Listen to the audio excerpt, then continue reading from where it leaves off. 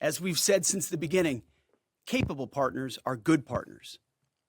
Unlike so many of our traditional allies who wring their hands and clutch their pearls, hemming and hawing about the use of force.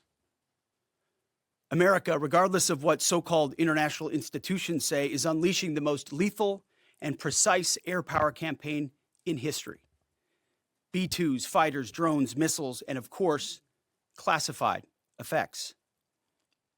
All on our terms, with maximum authorities. No stupid rules of engagement, no nation-building quagmire, no democracy-building exercise, no politically correct wars. We fight to win, and we don't waste time or lives.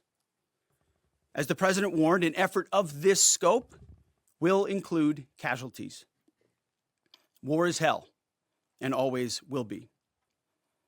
A grateful nation honors the 4 Americans we have lost thus far and those injured.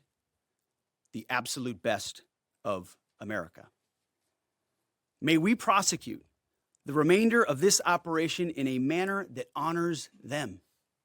No apologies, no hesitation, epic fury for them and the thousands of Americans before them, taken too soon by Iranian radicals.